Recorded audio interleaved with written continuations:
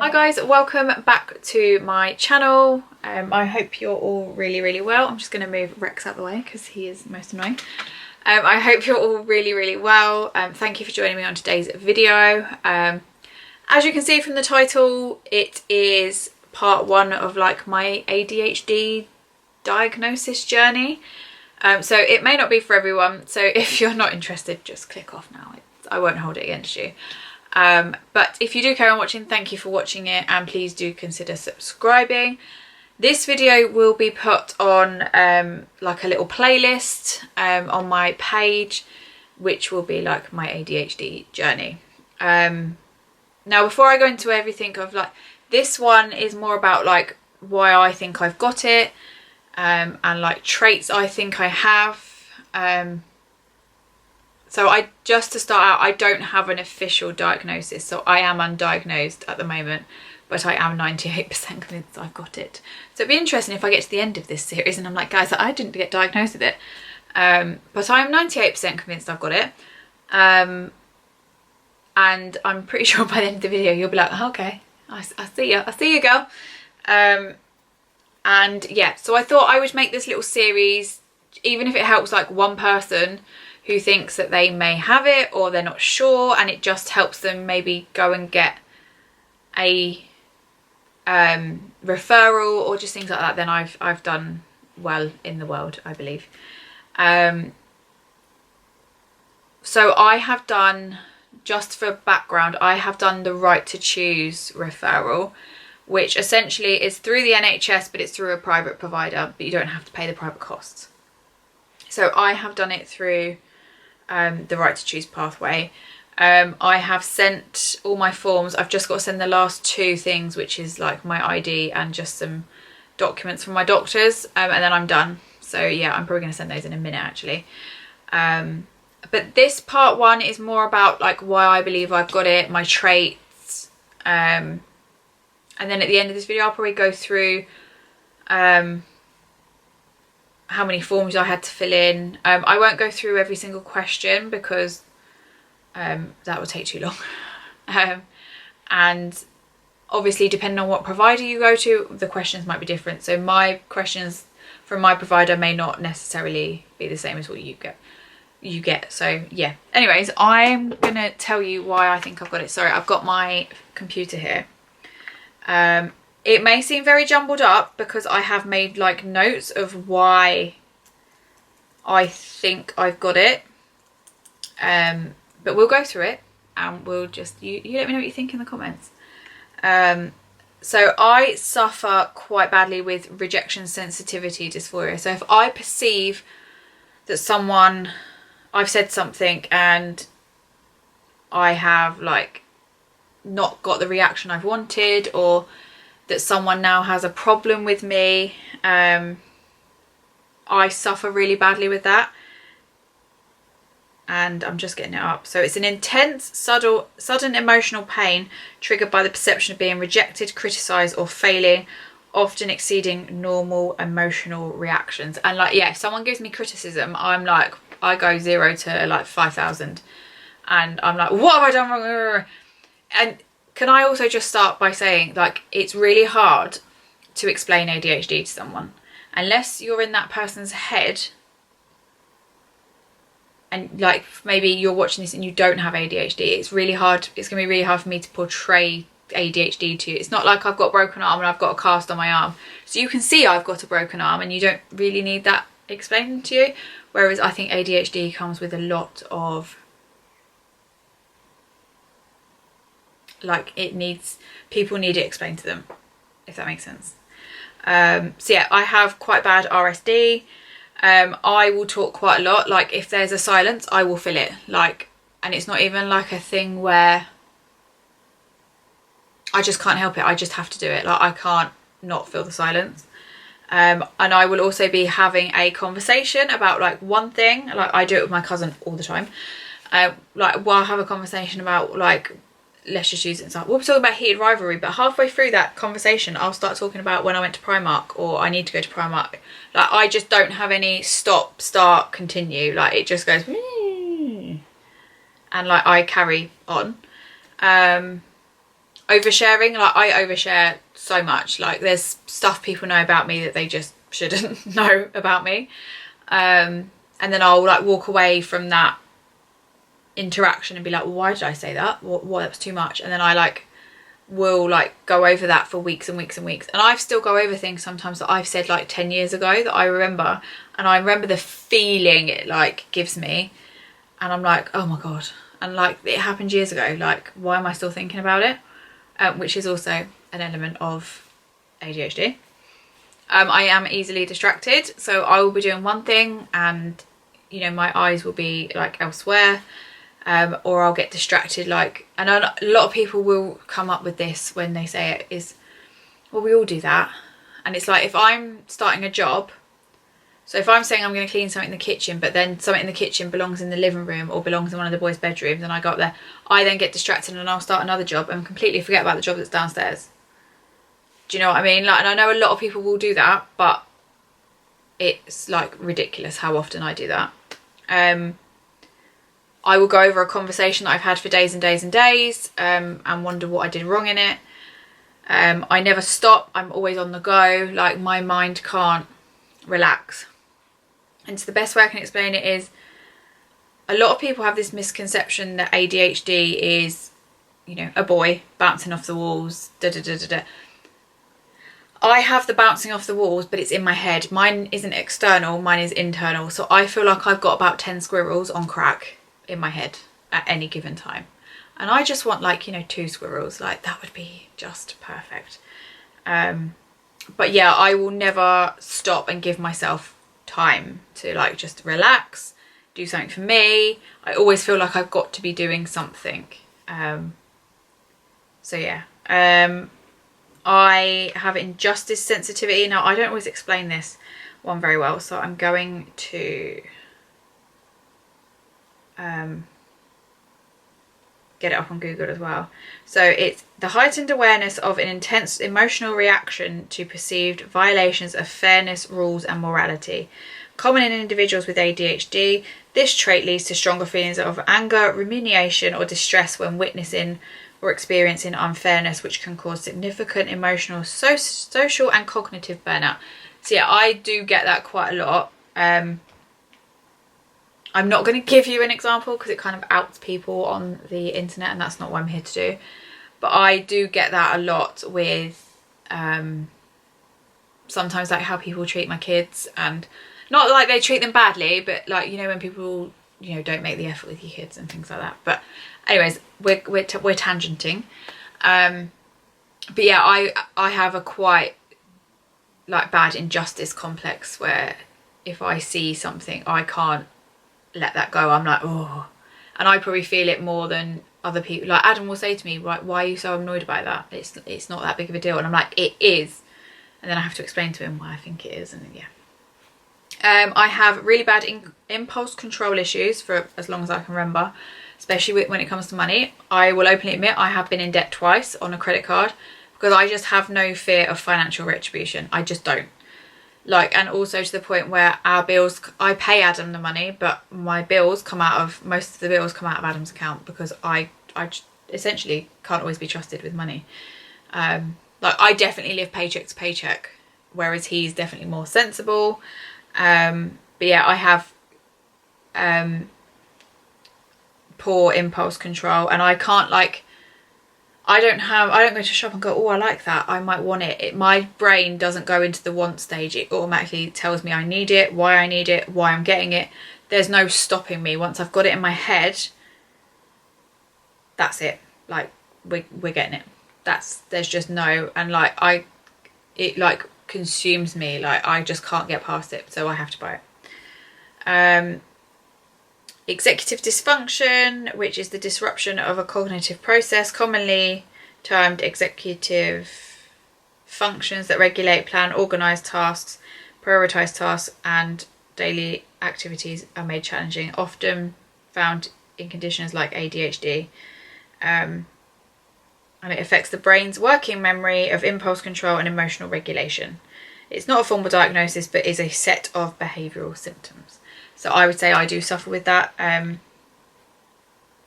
Like if someone like if I've got it past my head where I have got past the task paralysis of doing something, and someone comes in and tries to like do something else that's not on my list or what I've got in my head, I am totally dysfunctional then. Like, I can't regulate my own emotions, and then that's it for the rest of the day. I'm done. I just, yeah. I am quite good at masking, so yeah, I can go into a social situation and pretend like everything's all right, but it will kill me after. Like, I need like 3 to 4 business days to get over that social interaction, if that makes sense. There are certain elements where I'm okay after, like especially with like some of my closest friends, because I do feel like I can be myself and they're not going to judge me for that. But there are elements with like less immediate family members where you've got to be so like and on all the time, and you can't say the wrong thing, so that when I am out of that, it really affects me like for days afterwards. I have doom piles like everywhere. Like, it's just ridiculous, but I know what's going on in that doom pile, and if someone touches or moves my doom pile, game over. I'm constantly exhausted. Like, I could get 14 hours of sleep and I'd still be knackered because my brain's even not switched off when I'm asleep. So yeah, there is that.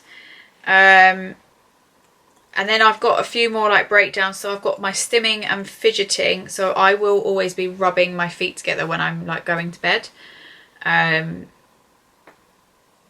always like fidgeting with my phone, even if I'm not like actually on my phone for something. I will bounce my legs quite a lot. I can't sit still in a conversation. Like, if we're in like a meeting at work, for example, I noticed it the other day where I was like, I had a drink and then I had to like shift on my chair, and these were like one straight after the other, and then it was like I was playing with my thing on my wrist strap on my phone, and then if I wasn't playing with that, I was like playing with my neck. I could not be still for like more than 60 seconds. And when I'm actually talking, and I don't know if you guys notice it when I film sometimes, that I will look past the like camera. I can't maintain eye contact with people when I'm talking to them either. So yeah, and I know I do it, but it bugs me so much, like so much. I have a racing, so this one's like got the heading, the racing mind. So I have racing constant thoughts even when like I should be sleeping. Sometimes like if Tommy's woken us up and then I'm awake, it's like I'm awake for like 3 hours because I'm like, oh, and I need to do it, and I can't switch my brain off. And then it's like I've got to go through that whole list of things that I want to do until I can then try and even think about going back to sleep. And then it just, sometimes it doesn't even work. Like this morning I was up from 4:30 because my brain woke up and my mind was just like, bam, we're on. This one I do quite a lot. I will plan a conversation over and over and over, even if it's not happened yet, because I need to know that I'm going to say the right thing, and I need to plan if they say a certain thing that I say this thing back. And yeah, I do that one so much. I will overthink interactions all the time. I will panic if something goes wrong or I say the wrong thing. I will have a notion that you're not always good enough on repeat, and like there is a fear of like you wonder why like your partner stays with you when you're like this much work, and like this fear that they will just like sort of give up on you, and that is a constant fear of mine. Like, it's a lot to be married to me, and you know, he might not always want to be if this is what he's stuck with.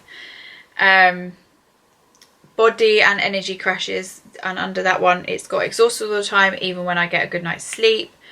I will need days to recover from social events. I can't tolerate excessive touch and sensory overload. So if internally I'm having like an overload and like an executive dysfunction day, shall we say, should the kids like come and try and like pull up my trousers or cuddle me or want lifting up, I'm like, oh my god, I can't take any more sensory like stimuli. And then you like, you feel bad because you're like, well, you just want to cuddle, but it's like, to me it physically like hurts me, and I'm like, oh god, it's too much, it's too much, it's too much. So yeah, I don't get that one as much anymore, but I do get it. When I do get it, it's quite significant. I will often have burnout without warning. So like I won't have like It won't be like, oh, I think I'm getting run down. It's like, oh yeah, you're done, you're out. So there's no sort of, I can't like warn Adam or anything and be like, oh, I know I'm going downhill. It's just like, bam, you're out. And a constant empty feeling like I have nothing left to give, and that makes it sound like you feel a bit like you don't want to live your life. That's not what it means at all. It's just, I just feel like I don't have anything more to give anyone at the end of, not even at the end of the day, throughout the day. If it's not in my list and it's not, you know, to do with the kids, and I don't have anything else to give anyone. Like, I barely have anything to give to myself. So yeah. And then behaviours, this is quite an interesting one. There's quite a few that I have and I have put. So I'll get obsessed with something, a hobby, and abandon everything else. Like, and one of the examples I did put was Wicked, but I think I'm going to change it. So, but Wicked, whilst I know I liked it more than other people did, it was basically everyone loved Wicked and everyone was a bit obsessed with it, so I felt like I was relatively normal. Yeah, turns out probably I was a little bit excessive. Then I watched Heated Rivalry. Now, I would have mentioned this in a different video because I just talk about how much I love it. But, and if you follow me on TikTok, you'll know how much I love it anyway. But it was really the first time I have been aware of a hyperfixation taking over my body. So I watched it. I watched a couple of episodes and I was like, oh, this is actually really good. I'm going to finish it. I finished it and I was like, I have to watch it again. And it is just like growing. Like, I have watched it, probably I'm in double digits. I only started watching it, what, 10 days ago? Maybe, from when like I'm filming this, like maybe 2 weeks. I have watched it probably in double digits. I probably watched it about 10 or 11 times through. I have ordered like sweatshirts. I've ordered a tote bag. I have given Adam ideas for Mother's Day for stuff I want. If he doesn't get it for me, it's likely I'm going to buy it myself. And it was more the feeling as well. Like, I felt it take over my body. I could feel, this sounds so pathetic, but it's the only way I can explain it to you. Like, I could feel like it going into my veins, like it taking over my body. And like, sometimes I'm sitting there, like even on like an office day, and I'm like, right, when I get home, the kids are in bed, I'm watching it. I can't not watch it. Like, and if there's like something else that we can watch, Adam's like, do you want to watch something together? And I'm like, no, I want to watch that. And I know what happens multiple times, but I have to watch it, and I can't get myself out of this cycle. I've read the books, I've bought the books, I've done the Heated Rivalry book, I've done the second in the series with the Heated Rivalry characters, and then there's then a whole series of the books anyway from that author, so I've then carried that on. But it's I can't get out of the chokehold, and I know the world is kind of obsessed with it, but I suppose they're not as obsessed with it as Wicked. But there are people that are quite taken with it, but like it's got, like I said, it's got me in a chokehold. I can't physically get out of like this Heated Rivalry prison, as people are putting it on TikTok. Yeah. And like, I can recommend it. I'm like, it's so good and it's this and it's that, but it's like I can't physically or mentally get out of it, and I think that's a lot to do with possibly having ADHD. But yes, anyways, before we talk about Heated Rivalry anymore, impulse purchases that I don't need, and I have no fear of like the financial repercussion. I wish I did, but it doesn't. I think with, I say normal people, like obviously I'm not unnormal if I do have ADHD, but I think with someone that doesn't have ADHD, they will go, oh, if I buy this and I spend this amount of money, then I might struggle with this. And I just don't, that fear, that doesn't even cross my mind. Not in the moment, not after, I just don't have it. And I think I've always just felt like I was really bad with money, and turns out I might not be. And again, I'd like to know, and it might be something I ask in my assessment with like my hyper fixation, why does it then go into, okay, I can't just be hyper fixated on the program. Why have I got to have all the stuff from the program? And okay, the books are slightly different because they're adapted from the book, so you kind of want to read the book. But why do I have to have the jumpers and this and that and the cups and this and this and this and this? I mean, I think I kind of know what it is. You're chasing the dopamine with it, and the dopamine that the show gave me then dipped, and then whilst you're not watching it, you probably need to chase that dopamine again, and actually purchasing stuff will, so it's just a constant roller coaster of that, I think. But I'm going to ask them that in my assessment. Hyper focus, if I don't do that job like there and then, it won't happen. So if I get something in my head, I have to do it like right then, right here, right now in the song.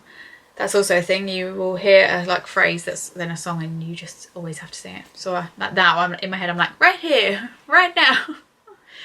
I will have random bursts of energy, which will always be followed up by a huge crash. I get really defensive when people don't understand my version of chaos. I struggle with small talk massively. Like, I just can't, like, and I have, this sort of ties in with like object permanence and like texting people back, like friends.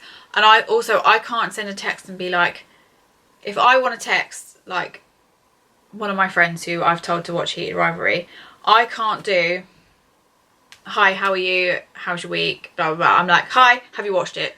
I can't do this like gentle introduction. I'm just like, bam, I can't do the small talk.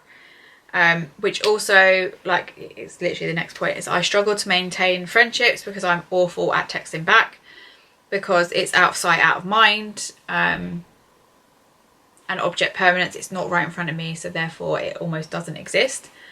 And I have that with, I've noticed, not just necessarily with texting people back, but with like the kids' clothes. I've had to get Tommy's summer stuff out. It's only February, because I'm freaking out that he doesn't have enough summer clothes, and he actually probably doesn't because he has grown so much. But maybe more so Oxley, for example. I've got their summer stuff down because I was freaking out that they didn't have enough summer stuff because I couldn't see it. So to me, they didn't have anything.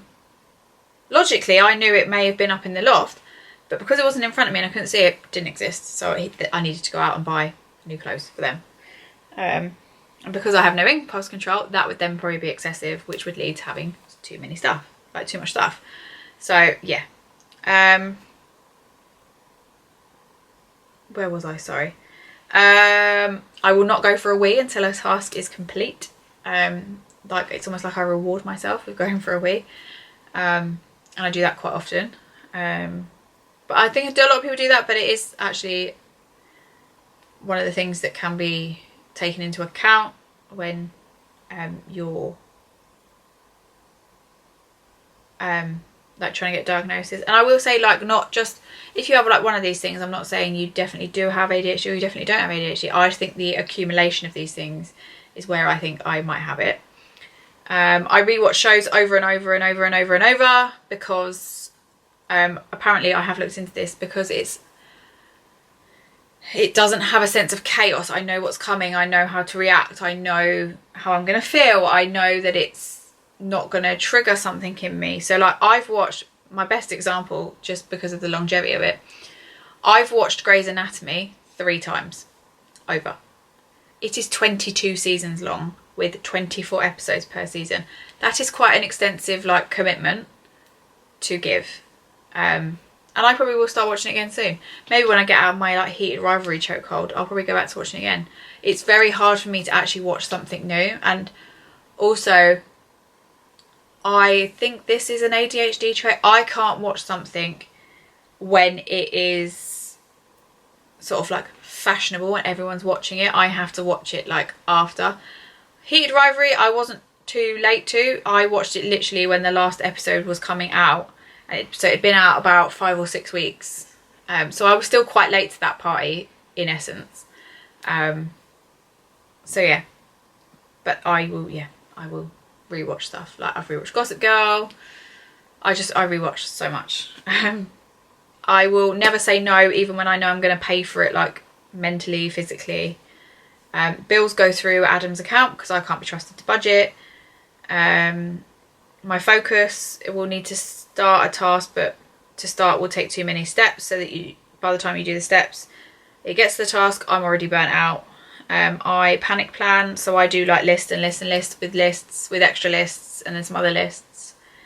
An example of that is I wrote out each month the child benefit for the kids, and then I like worked out what I want to save from it for like to put towards their birthdays and a bit of Christmas and a bit of this, to work out how much I had, like what months would I just have it spare, blah blah blah. And that's just not normal to plan out the year.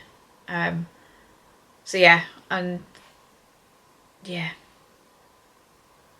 I can't reallocate money. If I've got something in my head and I'm like, I'm going to spend, I don't know, this money on a Blakely hoodie. If someone says, well, if you want to then buy this over here, you could just not buy that Blakely hoodie this month, or you could buy one Blakely hoodie instead of two. But no, because my mind's already allocated that money, like I then can't like change that. It really, really like emotionally disrupts me.